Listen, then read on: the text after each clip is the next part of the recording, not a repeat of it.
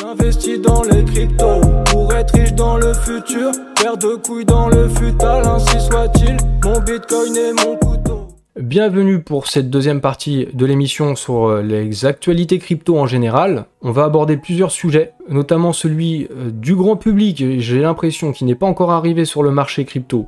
Les nouveaux ne sont pas encore là, donc ça c'est plutôt de bon augure pour la suite. On va voir pourquoi. Également, il faut responsabiliser les investisseurs, je pense, donc je vais aborder ce sujet. Il faut vraiment que tout le monde soit responsable de lui-même et ne pas prendre les influenceurs crypto pour des conseillers financiers. Je vais développer ce sujet. Dernièrement ou prochainement même, on va avoir le halving, et puis dernièrement, il y a des ETF, Bitcoin Spot, vous êtes au courant, mais même prochainement, il pourrait y avoir d'autres ETF Bitcoin Spot dans d'autres endroits dans le monde, et même voir des ETF Ethereum. Avec tout ça, plus des prévisions qui semblent assez optimistes, on dirait que le secteur crypto est bullish sur la suite pour le bull run. Donc je vais parler de ce sujet. Il y a des choses qui semblent plutôt bonnes d'une manière générale. On va voir tous ces points. On va aussi parler de politique monétaire et d'inflation en abordant l'exemple et le cas du Zimbabwe qui va backer sa nouvelle monnaie sur de l'or. Et puis l'USDT qui pourrait être, a priori qui va être interdit dans l'Union Européenne au mois de juin. Donc c'est quand même un sujet important ça. Voilà tous les sujets qu'on va aborder. Je vous ai posé une question, une toute simple question. Vous êtes dans les cryptos depuis quelle année? Et j'ai eu pas mal de réponses. Beaucoup de réponses. Quand je fais ce genre de questions ou des sondages et tout, j'aime bien prendre un peu la température, c'est pour en tirer des informations. Et du coup, j'en ai tiré des informations, mais évidemment aussi, on m'a demandé, et moi, je suis dans les cryptos depuis quand, forcément, si je pose la question. Moi, c'est depuis 2020. J'avais tenté une première approche en 2017, et sans aller au bout, parce que mon KYC ne passait pas sur Coinbase. J'avais essayé plusieurs jours de suite, au moins 3 fois, je crois. Mon KYC n'était pas passé, je me suis dit, bon bah allez, c'est pas grave, je passe à autre chose, c'est que ça devait pas être le moment, pour moi, je devais pas aller dessus. L'Ether était à 8$ et le Bitcoin à 800-900$. Je peux vous dire que quand je m'y suis réintéressé en 2020, je me suis dit j'ai loupé quelque chose précédemment et cette fois-ci je vais pas passer à côté. Du coup moi c'est à partir de 2020, doucement mais sûrement, et surtout à partir de la fin de l'année 2020 où vraiment j'ai pris conscience qu'il y avait quelque chose à faire là avec les cryptos. Et c'est peut-être aussi des choses que vont comprendre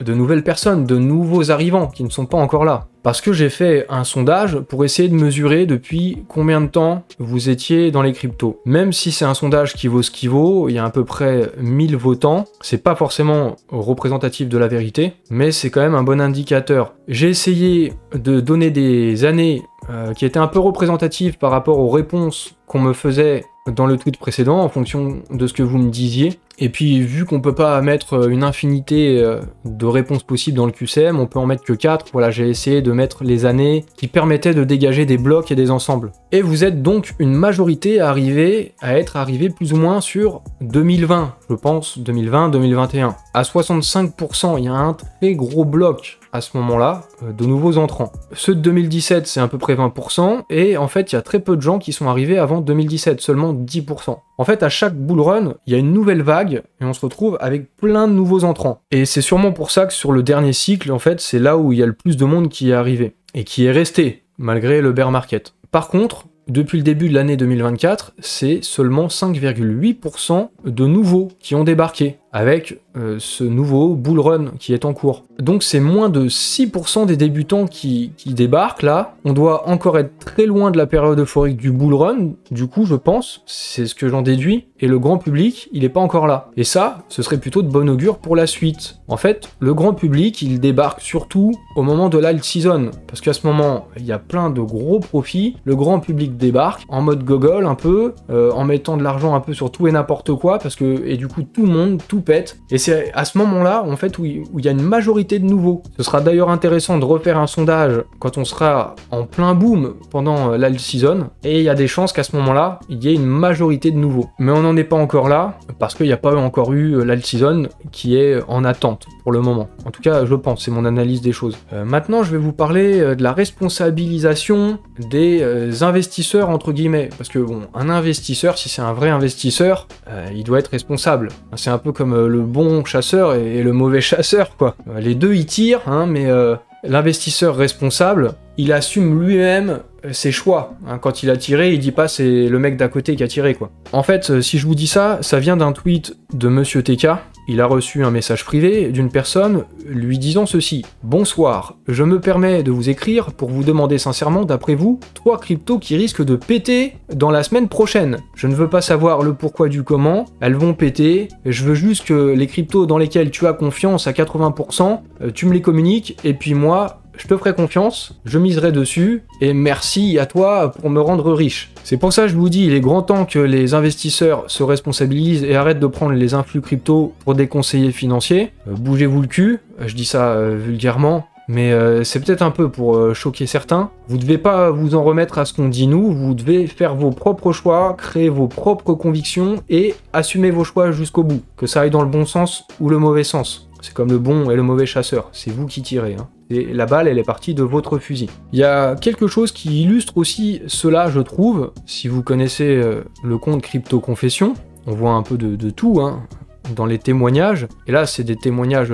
anonymes. On a un témoignage anonyme qui nous dit ceci. La personne nous dit qu'il y a des proches à lui qui se sont intéressés aux cryptos. Des proches, vraiment proches. Des gens qu'il connaît très bien. Ils lui ont demandé des conseils. Il leur a donné des conseils parce que c'est la famille, entre guillemets ou pas. Hein. Est-ce que c'est la famille directe des frères, des sœurs, des parents ou des amis très proches? Mais en tout cas, il les a aidés. Rapidement, ils ont fait un x3. Derrière, ils lui ont même pas dit merci. Ils lui ont plus posé des questions, comment on fait ceci, comment on fait cela, mais pas de merci. Et par contre, dès que les tokens perdent un peu de valeur, 5%, là, ils viennent et à la limite, ils insultent. Et ils demandent des comptes, genre attends, tu m'as conseillé ça, mais là je suis plus trop sûr, ça baisse, peut-être tu m'as dit de la merde. Du coup, la morale, c'est qu'il faut s'occuper de son propre wallet et laisser les autres se démerder tout seuls. Bon, alors moi c'est pas forcément ma morale, j'essaye quand même de vous apporter des informations, des réflexions et tout, mais quand même la morale, c'est bougez-vous le cul, faites vos propres choix et assumez-les jusqu'au bout. Voilà, sur ce point de la responsabilité des investisseurs, c'est des choses dont je vous ai déjà parlé plusieurs fois, sûrement que je le ferai à nouveau, d'autant plus quand il y aura encore plus de nouveaux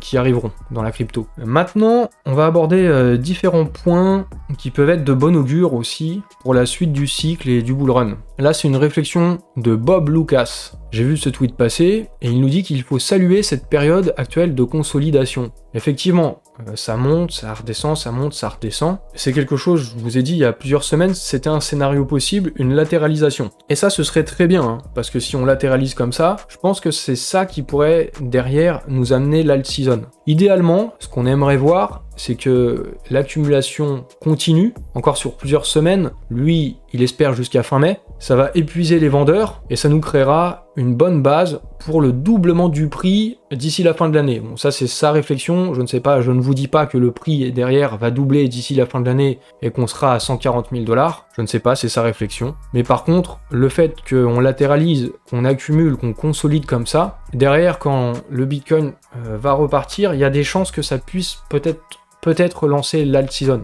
Je dis peut-être, j'emploie du conditionnel. Je vous disais un peu plus tôt, hein, faut pas me prendre pour un conseiller financier, vous faites vos propres choix, etc. Hein. Et en vue de l'alt season, en vue de la suite du bull run, on peut se poser la question des cryptos qui pourraient retrouver leur ATH. Donc j'ai fait ce tweet en vous demandant, parmi ces cryptos, lesquels retrouveront leur ATH. Il y en a certaines qui sont déjà proches de leur ATH. Et d'ailleurs, j'ai fait une petite coquille là pour le XRP, c'est pas 1,96$, c'est 3,84$. En fait, j'avais pris en compte seulement le dernier bull run. Sur le dernier bull run, le XRP était allé à 1,96 et du coup d'ailleurs il n'avait pas retrouvé donc son ATH. Pour aller plus loin, parce que poser cette question c'est bien, ça fait de la visibilité, je le sais, ça fait du chiffre, je le sais, ça fait des vues. Mais pour aller plus loin, et en fait pourquoi c'est intéressant de se poser ces questions, en fait il y a quelque chose qui est pas forcément pris en compte souvent par les gens, et notamment hein, surtout par les débutants qui vont arriver. Quand on se pose ce genre de questions de retourner à l'ATH, il faut prendre en compte le nombre de tokens supplémentaires qui ont été mis en circulation, là par exemple depuis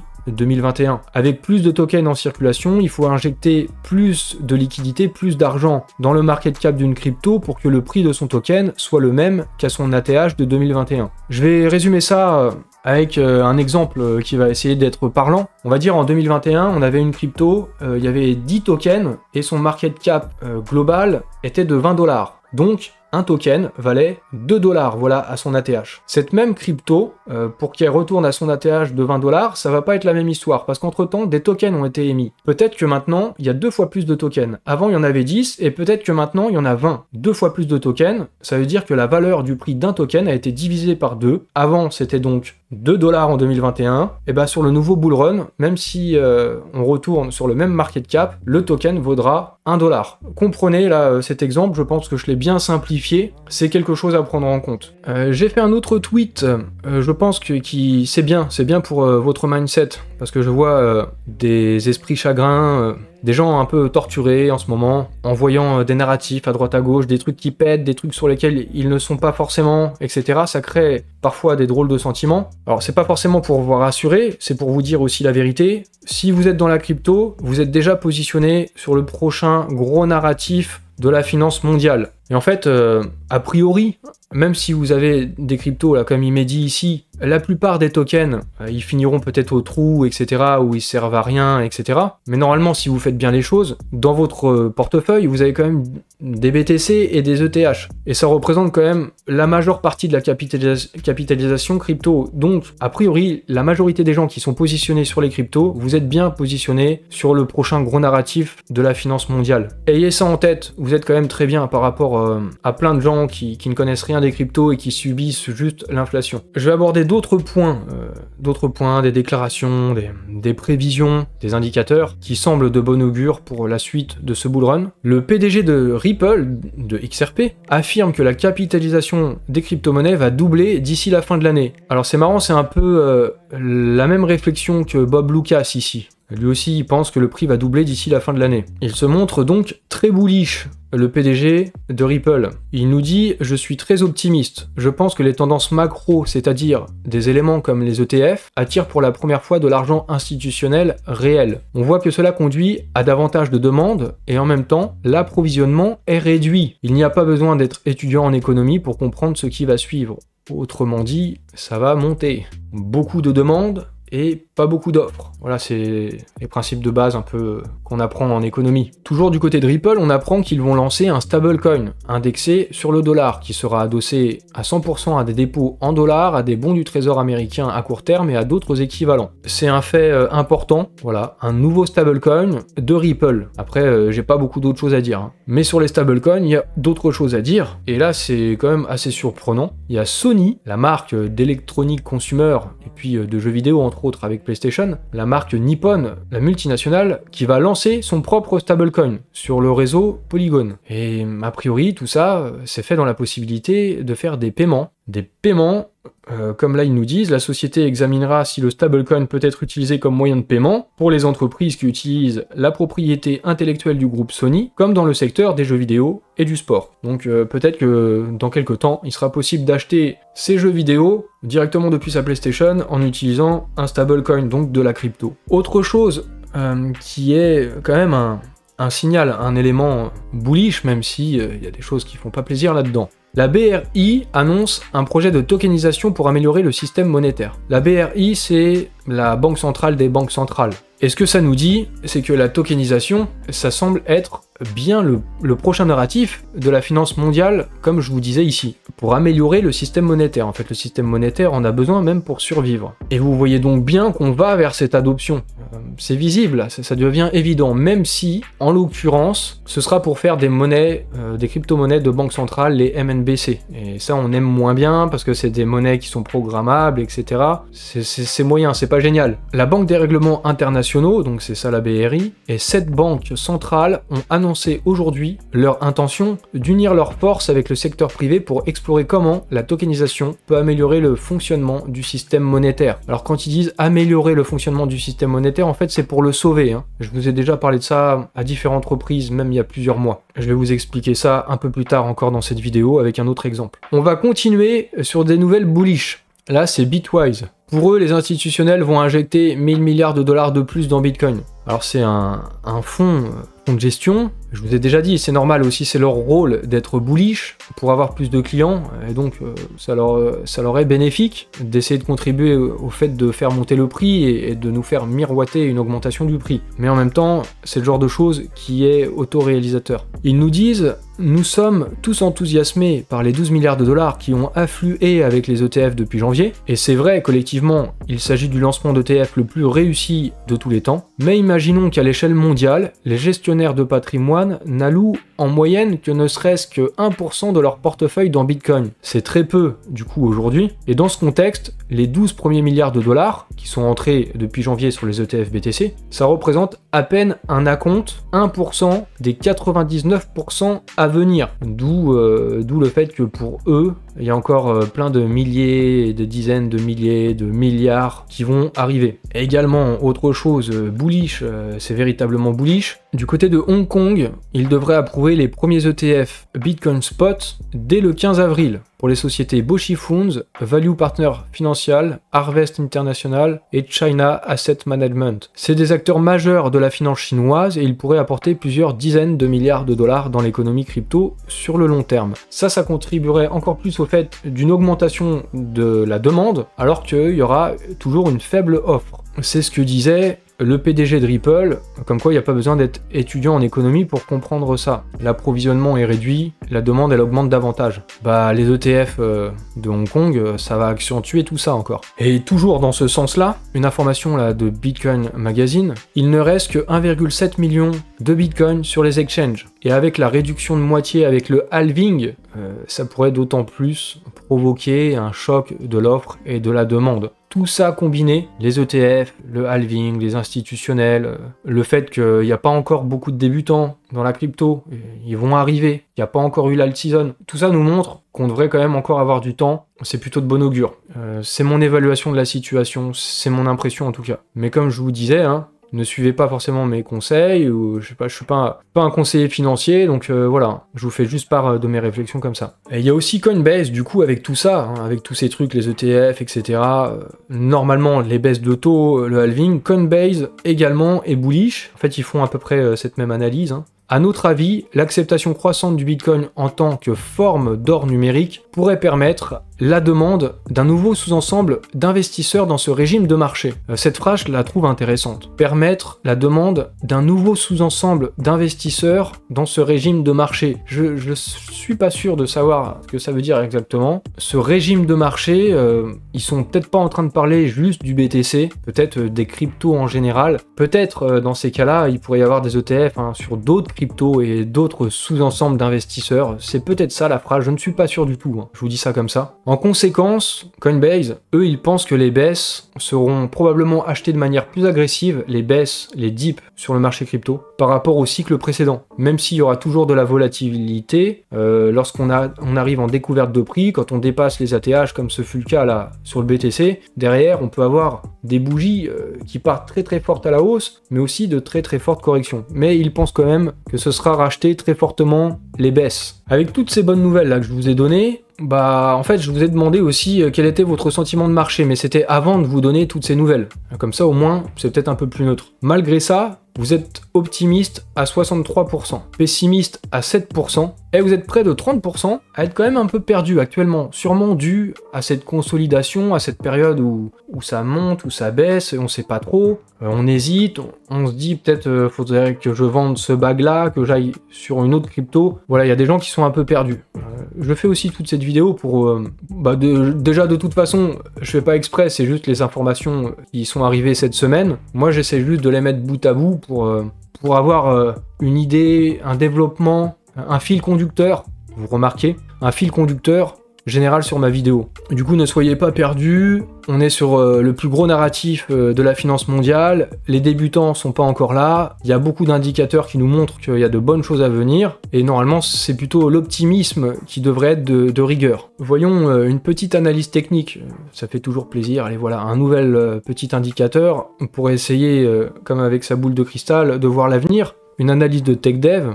Il nous dit « Cela n'arrive pas souvent, mais Bitcoin a clôturé 2 mois consécutifs sur la bande supérieure de Bollinger. À chaque fois que ça se produit, ensuite, le prix il double plus ou moins dans les 3 mois précédant la prochaine bougie rouge. » C'est un peu complexe dit comme ça. Regardons le graphique. Ça, les vagues là, c'est les bornes de Bollinger. Il y a la borne supérieure et il y a la borne inférieure. Quand on a 2 bougies consécutivement sur la borne supérieure, il nous dit qu'après on a une explosion du prix du BTC. Alors là, à cette période, en 2013, ça a fait plus de 200% en un mois. Sur 2017, il s'est passé la même chose. Il y a eu plus 94% dans les 2 mois qui ont suivi. En 2021, non, sur 2021, sur 2020. Sur 2020, pareil, même chose, là, les 2 bougies sur la borne haute de Bollinger, ça a fait plus 105% dans les 3 mois qui ont suivi. Bon, par contre, la dernière fois que ça a fait ça, on est arrivé un peu sur le top du bull run. J'espère que ce sera pas le cas au prochain coup. Je pense pas, je pense qu'on est plus dans des configurations comme celle-ci là. Mais en tout cas, c'est toujours des informations à prendre en compte. Maintenant, je vais vous parler du Zimbabwe qui a créé une monnaie adossée à l'or. Et ça, c'est une première depuis 1971 et l'accord de Bretton Woods. Et depuis cet accord, les monnaies ne sont plus backées par de l'or. Avant, pour émettre un nouveau dollar, par exemple, il fallait qu'il y ait l'équivalent de 1 dollar dans la réserve de la banque centrale. Bon bah ça a été annulé, donc on a pu faire de l'impression monétaire, la planche à billets, vous savez bien, ce qui fait que la monnaie se déprécie, perd de la valeur, il y a de l'inflation, et que ça vaut pas plus que le papier et l'encre utilisée pour imprimer les billets. Et ce qui se passe au Zimbabwe, ça peut être un symbole en fait, qui nous rappelle que les monnaies fiat n'ont pas de valeur si elles sont pas adossées à des actifs tangibles qui seraient plus ou moins rares. Je dis plus ou moins rares parce que l'or en fait c'est pas si limité que ça. Plus on a de moyens technologiques, plus on peut creuser, exploiter des mines d'or, et puis même dans l'univers, sur les météorites, sur les planètes, bien sûr à long terme, hein, mais il y a de l'or partout, et donc c'est pas si rare que ça. Mais bon, c'est juste pour dire que si un actif n'est pas adossé sur un actif qui a une certaine rareté, si les monnaies fiat ne sont pas adossées à quelque chose, en fait on peut faire de la création monétaire infinie, et ça génère de l'inflation. Et ce retour à l'or au Zimbabwe, c'est peut-être juste une étape dans un monde qui est en train de prendre conscience que l'inflation nous mène à notre perte, on va dans une impasse, ça devient très compliqué à gérer. Dans un monde aussi qui se numérise chaque jour, eh bien Bitcoin, ça pourrait bel et bien être cet or numérique, ça pourrait être l'actif le plus pertinent afin de backer les monnaies fiat. Même si ça, je pense que ce sera pas du jour au lendemain, et puis très certainement que même si les banques centrales en reviennent à backer leur monnaie par des actifs tangibles, ce sera peut-être un panier de différents actifs, dont peut-être le Bitcoin. Mais pour aller un peu plus loin sur ce sujet de l'inflation et de la politique monétaire, actuellement les politiques monétaires menées par les banques centrales dans le monde, hein, par la plupart, ça consiste à faire de l'impression monétaire qui est backée par aucun actif, donc par aucune valeur. Et donc, ça mène à de l'inflation. La situation, elle a empiré au cours du temps, particulièrement ces dernières années. Ça part en exponentiel, la création monétaire, et les banques centrales se retrouvent dans une impasse. Elles peuvent plus vraiment endiguer l'inflation, au risque de casser l'économie, parce que en augmentant les taux d'intérêt pour faire baisser l'inflation, on raréfie la liquidité disponible sur le marché, et quand il y a moins de liquidité, c'est pas bon pour l'économie. En fait, cette liquidité, cet argent, il faut que ça circule rapidement partout dans l'économie. Je vais essayer de prendre un exemple encore pour bien illustrer ça. Par exemple, je vais travailler, je vais percevoir un salaire, je vais avoir de l'argent. Avec cet argent, je vais acheter des biens, des services. Par exemple, je vais aller au resto, donc je vais dépenser de l'argent. Cet argent ira chez le restaurateur. Le restaurateur, il pourra payer ses factures d'électricité, il pourra payer les serveurs, les cuisiniers, les produits aussi pour cuisiner. Du coup, eux-mêmes, les salariés, ils perçoivent de l'argent, eux-mêmes vont pouvoir le dépenser, ils vont aller chez le boulanger, ils vont acheter du pain, le boulanger lui-même, il va acheter de la farine, la matière première, et vous comprenez du coup l'importance de la circulation de l'argent dans l'économie. Quand on raréfie la liquidité, l'argent circule moins vite, et on risque de casser l'économie en fait, créer du chômage, etc. C'est pour ça que les banques centrales se retrouvent dans une grande difficulté aujourd'hui, et c'est aussi pour ça que les cryptos apparaissent comme une solution. comme je vous disais ici, avec la BRI, la Banque Centrale des Banques Centrales, avec son projet de tokenisation pour améliorer le système monétaire, en fait, c'est pour survivre. Parce que les cryptos, ça permet des transferts de valeur peu coûteux, rapides, ça apporte de la vélocité, de la vitesse dans la circulation de la liquidité, et c'est donc bon pour l'économie. C'est pour ces raisons-là que les banques centrales se tournent, elles, évidemment, sur les MNBC, qui leur permettront en plus d'avoir un meilleur contrôle sur l'évolution de la monnaie. Ils vont vraiment bien pouvoir faire leur politique monétaire parce que ce sera des crypto-monnaies programmables, on pourra créer des règles dessus. C'est pas terrible du tout, c'est même pas bon, c'est liberticide, c'est ce qui peut se passer en Chine par exemple avec le yuan numérique, mais c'est vrai que c'est un super outil de politique monétaire et ils vont aller vers ça très probablement. C'est ce qu'ils sont en train de faire,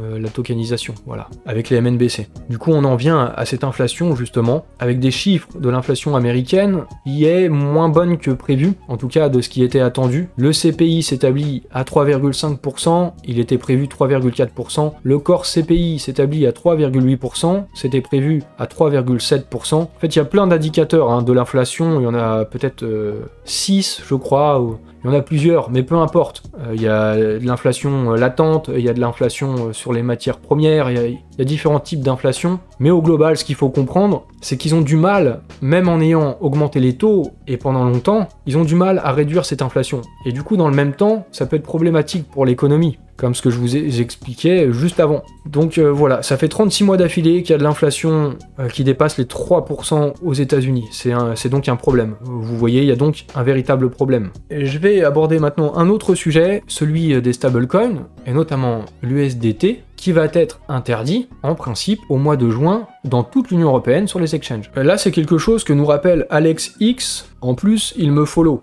J'ai vu son tweet qui a eu une forte visibilité sur X. Et effectivement, il nous rappelle quelque chose dont je vous avais déjà parlé dans un précédent live, il y a quelques mois. En fait, c'est sur la plateforme OKEx. Ils ont averti leurs clients qu'ils allaient délister l'USDT. Et en fait, ça, c'est parce que c'est pour être en conformité avec MiCA. On a d'autres explications ici, là. C'est Stéphane Dan. Alors lui, c'est un lawyer, donc c'est un avocat. A priori, il observe et il comprend un peu ces lois, et puis il s'y connaît un peu en crypto. Du coup, on a un bon profil pour nous donner une bonne information. Et lui, il dit qu'il s'agit d'une entrée en vigueur des dispositions du règlement MiCA sur les stablecoins. Seuls les émetteurs de stablecoins ayant reçu une autorisation par un régulateur au sein de l'Union Européenne pourront voir leur stablecoin listé sur une plateforme d'échange. Donc l'USDT devrait bien dégager dans l'Union Européenne, et ça au profit d'un stablecoin euro. En fait, ça, c'est du protectionnisme. Vu qu'ils ont bien compris que, même malgré ce qu'ils disent,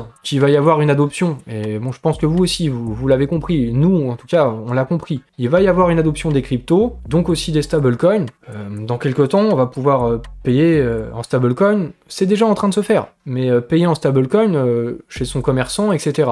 Et un peu partout dans le monde. Sauf qu'on utilise majoritairement l'USDT ou l'USDC et en fait le dollar. Dans un souci de protectionnisme, l'Union Européenne souhaite privilégier l'euro, ce qui est plutôt logique. Donc voilà pourquoi tout ça va se passer. Petit instant spéculatif autour de Multiversix, ils doivent émettre aussi un stablecoin natif, un stablecoin euro. Benjamin, il nous a parlé de la renaissance de l'Europe. Voilà, c'est ultra spéculatif, ne prenez pas ça comme une information, mais sait-on jamais, ça pourrait peut-être bénéficier au stablecoin euro de Multiversix, à d'autres stablecoins euro également, mais bon, voilà, ce serait quand même plutôt une bonne chose, en tout cas pour Multiversix, je pense. Même si sur le coup, ça va peut-être un peu nous chambouler. Et puis, ce serait quand même dommage de ne pas pouvoir avoir le stablecoin de notre choix, mais bon, après, vous savez, il y a aussi les exchanges décentralisés pour ça.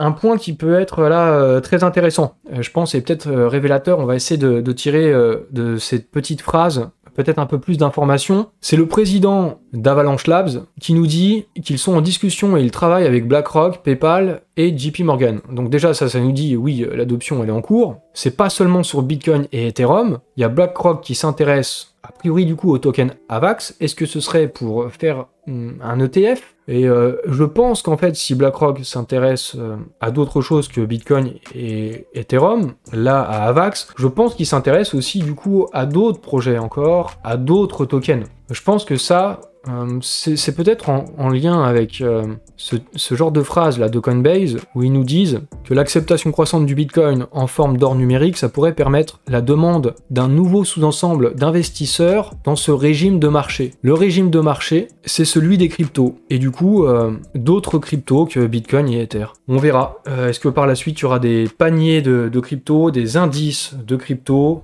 sous forme d'ETF, etc. Mais on a du coup bien la finance mondiale qui se met aux cryptos, à la tokenisation qui est en train d'adopter. Et donc, si vous êtes dans la crypto, vous êtes déjà positionné sur le prochain gros narratif de la finance mondiale. Voilà, j'espère que je vous ai bien démontré ça au cours de cette vidéo. Je vais terminer avec une petite actu autour de Sui Network qui lance sa console de jeu. Alors peut-être que ça peut être quelque chose de bien, hein, peut-être pour attirer justement l'adoption et de nouvelles personnes, des gamers, qui vont du coup passer sur des jeux Web3, qui vont donc utiliser la blockchain indirectement, peut-être même sans s'en rendre compte. Ça peut peut-être être une bonne chose dans ce sens-là. Peut-être que ça peut être aussi une mauvaise chose, je ne sais pas. Moi, je suis complètement neutre. Par contre, une réflexion que je me fais en voyant cette nouvelle, donc je vous la partage, j'imagine juste 2 secondes, si Multiversix annonçait le lancement de sa console, j'imagine les gens qui débarqueraient pour dire Multiversix sort sa console, c'est n'importe quoi, ils veulent surfer sur toutes les hypes, sur toutes les tendances, ils se dispersent, c'est n'importe quoi, etc. Ou comme Solana qui sort son téléphone, si Multiversix avait sorti son téléphone, je pense qu'on dirait aussi mais c'est n'importe quoi, ils se dispersent, ils veulent partout à la fois et tout. Du coup, constater que j'ai l'impression qu'il y a de l'excès de négativité envers Multiversix, il n'y a pas de neutralité, en tout cas sur X au niveau français. Et voilà, cette nouvelle, je pense que ça peut être une bonne nouvelle, quelle que soit la blockchain. J'ai terminé cette émission, j'espère encore que vous avez apprécié la réflexion globale, là, le fil conducteur et tout. Hein. Dans ce cas, vous pouvez liker la vidéo, vous pouvez vous abonner à ma chaîne si c'est pas déjà fait, vous pouvez activer les notifications, et vous pouvez me suivre sur Twitch, sur X, sur Instagram, même TikTok et tout, j'y suis pas trop, vous pouvez me suivre partout, voilà, sur tous les réseaux sociaux. Et je vais donc terminer là-dessus en vous souhaitant une bonne soirée et à la prochaine.